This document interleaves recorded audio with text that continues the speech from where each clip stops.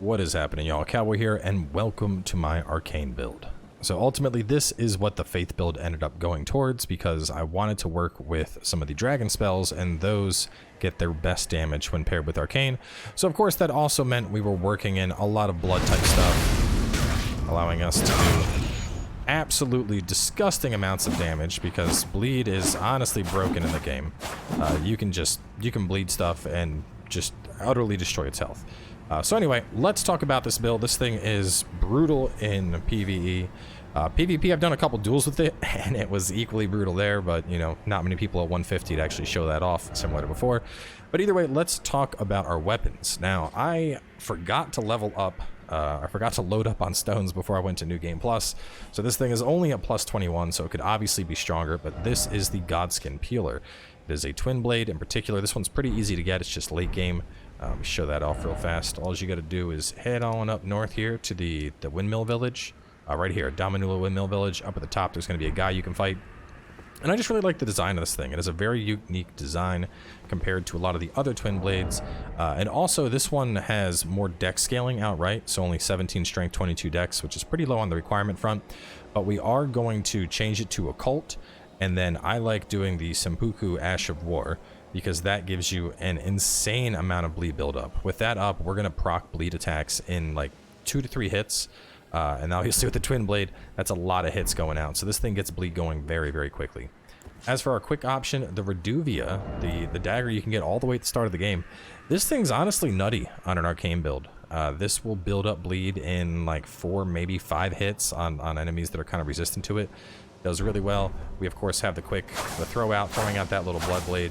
That's just a good little fast ranged finisher for things that are rushing at you. And then I also like to keep the Rivers of Blood on hand. The damage on these is barely higher than the Reduvia and certainly lower than the Godskin Peeler, which isn't even max level. But the Rivers of Blood do have a very powerful weapon art. This thing is very fast, has a deceptively long range, and usually that can get 2 blood procs just hitting that on a target. So definitely a good alternate choice, allowing you to play around a little bit. Now the great thing about an Arcane build is we can really play with pretty much any weapon that's going to get Arcane scaling. So, you know, if you want to use a different weapon, by all means, go for it. This build is very flexible, and I mean, technically every build is flexible like that now because of the Ashes of War system.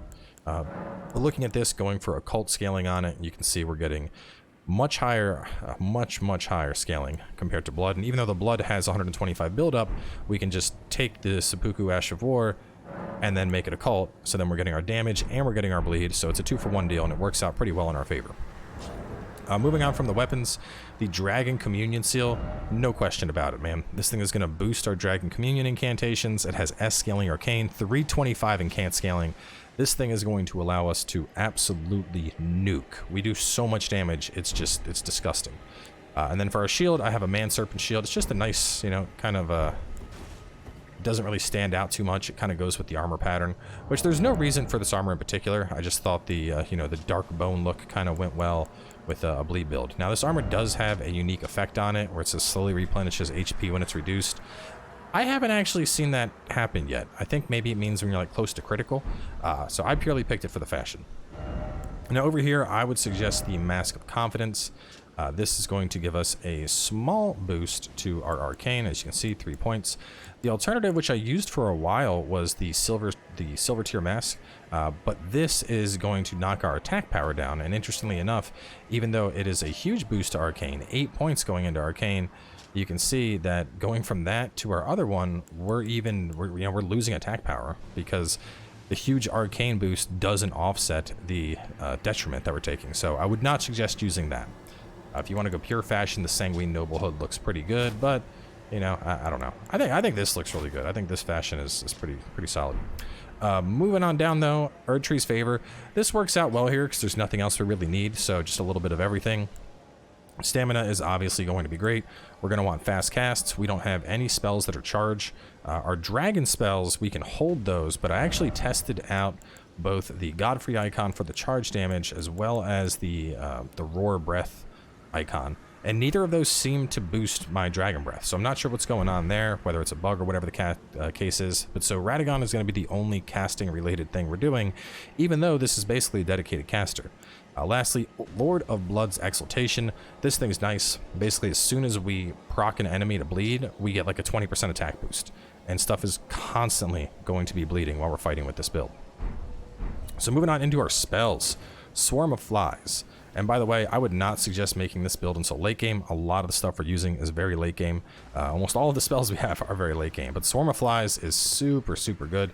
This basically tosses out a swarm and they're going to go at enemies. They have very good tracking. And when they hit an enemy, they're just going to explode in a cluster, deal a ton of stagger damage, deal a ton of bleed damage. You're going to get at least 1 bleed proc every time you cast this thing on a weaker enemy. And on a boss, it might take 2. Blood Boon, this comes from the Lord of Blood boss, and this is a great zone control too. It also gives us nice AoE. As you can see, it goes really wide. We can do a little bit of a manual aim, so you know, people are kind of rushing at us. You can throw that on out. You'll do blood buildup when it hits and the burn. But I like this one a lot in the duels I was doing, because I could throw that on out and then I could swap back and I could do Swarm of Flies. And a lot of people don't want to try to run through that because it's going to hurt. Moving on from there, Ezekiel's Decay. This is one of my favorite dragon abilities. Just toss out that rot breath. And rot is just really, really good. The main advantage of this one over the other one is this one can be cast in midair. So you could be running, you could jump and boom. Now obviously you can't hold it and do the super long cast while you're in midair. But definitely really nice. And rot in general is just very, very potent, both PvE and PvP. Can't go wrong with it. Moving on from there, Theodorix's Magma. This thing is just a solid damage dealer. We're going to put out Magma, and we can hit it again to do a second spit. So it's going to leave lava all over. That lava is going to do a lot of stagger, a lot of additional damage. And that's like, that's my solid go-to, like, I just need to nuke something real fast. Like, that is the Flame of Frenzy of this build. Lastly, but certainly not least, we got the Placid Dusak's Ruin, which in my opinion is the coolest spell in the game. Cast it from midair, boom! And then you got straight Gyador breath from Godzilla. That thing will track people. It is incredibly strong. It's also hard to get off the full cast, but it's great where if you're surrounded, you can jump and throw that on out, and the initial lightning explosion will do a lot of damage in and of itself. And if it's an enemy that doesn't immediately recover, the laser breaths are just going to shred them apart. Lastly, I have Aghil's Flame on, but this isn't necessarily... Well, I have 2 more things. I have Aghil's Flame, but this is a rotational slot. And what I mean by that is I would suggest rotating for a higher dragon spell depending on what you're fighting. If you're fighting something weak to fire, Aghil's Flame is great. If it's going to be something that's weak to magic, Smart's Glintstone Breath. If it's something that's weak to frost, Borealis Mist. So this is just kind of a flex slot for whatever breath you need. I would always recommend the named flames over the basic flames, because it is a very minor FP increase, and the advantages of a longer cast on this, like you can cast these until you're bottomed out of FP, you can cast them in midair. All in all, they're just much better in my opinion. As for Dragon Maw and Dragon Claw, not a giant fan of those abilities. They do okay, but I don't know. I think they kind of fall off. Technically, if you wanted to use up both slots, you could go for Grail's Roar, which this will do really good damage here. But I usually like having the flexibility. So if you're going to go the flexibility option, as for your last ability, I would suggest you either run with, where did it go? Either Wrath of Gold or alternatively Garank's Beast Claw, just to give you a nice AoE option for when you get surrounded. But I suppose we could put on Grail's Roar just to really benefit from the Dragon Incantation boost. It's not a bad idea. So that is it for our abilities. This thing is going to deal a lot of damage, a lot of bleed damage. So we got a couple enemies lined up, and I'm going to just run over here to the first. And then after that, I'll probably just, you know, edit the video and do like a little boss montage. So I'm hoping that in the future, when I do build videos, we'll be able to actually showcase some PvP. But right now, you know, I'm limited by who's available to play, and I know very, very few people that are at where I'm at.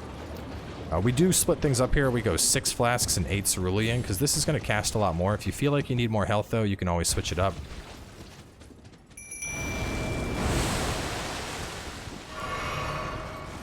And we can kill this guy pretty much entirely on our horse if the game stops lagging.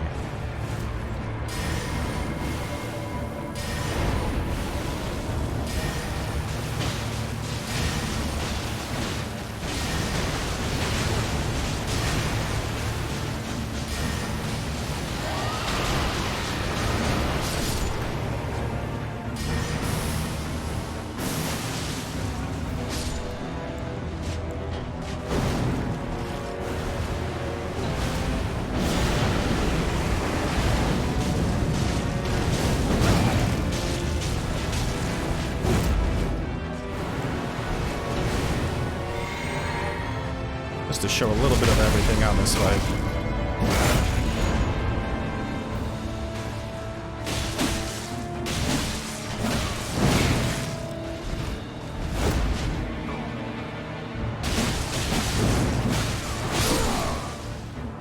See, those bleed buildups are just freaking gross. They happen so fast. I wish that fight wasn't as laggy, but whatever. What can you do, right? We'll hop on over here and fight a dragon real fast. And it's honestly, it's kind of insane just how much damage you're capable of doing with the bleeds.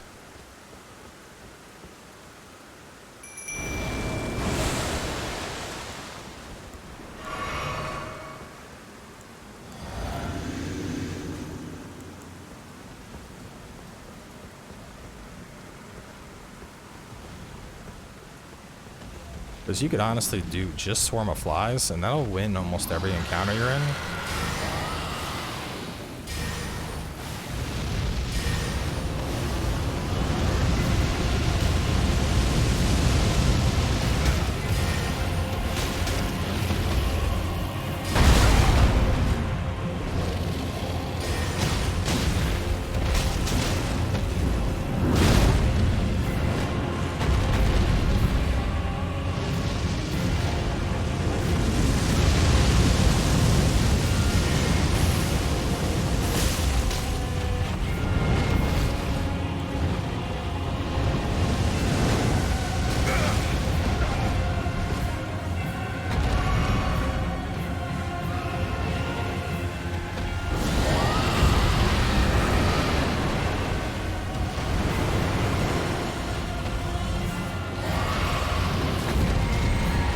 Close for that.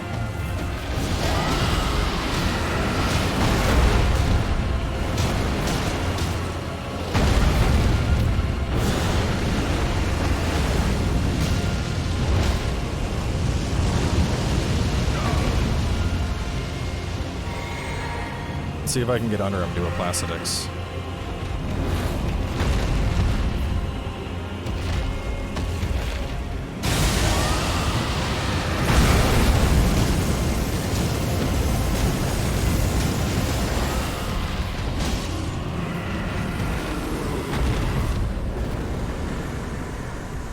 Dragon down, and like it's honestly broken how much damage we're capable of putting out with something like this. And it's not just bosses either, like regular enemies you can kill very, very easily with this.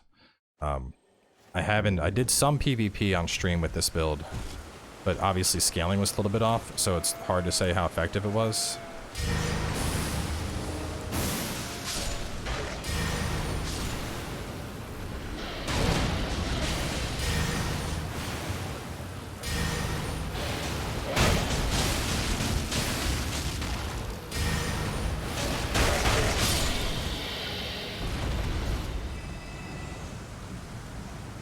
So as you can see, real fast dead dog.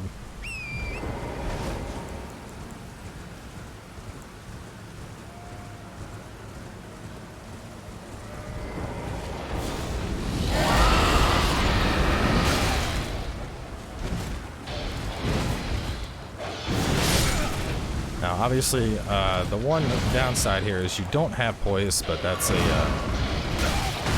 problem with casting in general.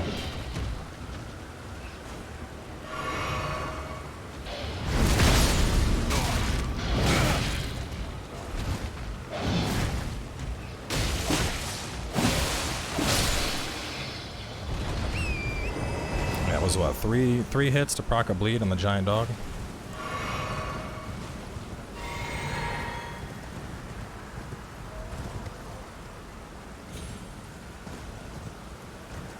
I honestly wouldn't be surprised if bleed ends up getting a nerf, just because the amount of damage you can put out. And in general, bleed seems to be health percentage based, so if you're fighting against something like, for example, the giant dragon here that you can fight, Grail. If you're fighting against Grail, you can basically just destroy it, just proccing bleeds off real fast. And like, there's nothing Grail can do. Grail will just obviously sit there, but the fact that you're able to just get massive, massive chunks of health that are being blasted off the target. It's definitely pretty broken. And I've already seen people using stuff like this in PvP at lower levels and just like instant proccing bleeds and killing people. And the spells, what I love so much about this is Swarm of Flies is an incredibly cheap spell. But despite that, it has awesome tracking, and once it gets on top of something, it really stays on them. And that obviously has great synergy with your stuff, because in PvP, you can basically throw out Swarm of Flies and then run the person down. And while Swarm of Flies, you know, either they're dodging Swarm of Flies and they're getting hit by the Twin Blade, or they're going to try and you know, they're getting hit by something. And whatever they get hit by is going to proc a bleed, and then they're going to lose most of their health. So it's definitely a pretty dirty combo.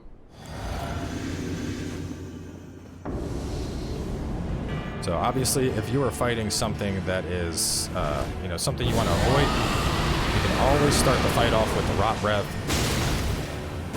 And you can see just one cast of that and we already got Rot. So Rot's already good to go. At that point, we can just kind of, you know, do our thing. Just toss out bleed and sit back.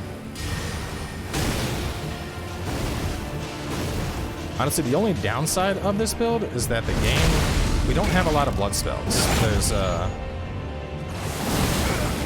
that actually hit.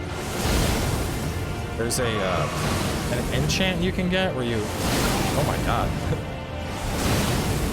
Buddy, can you stop for like 1 second? I'm trying to come over to you.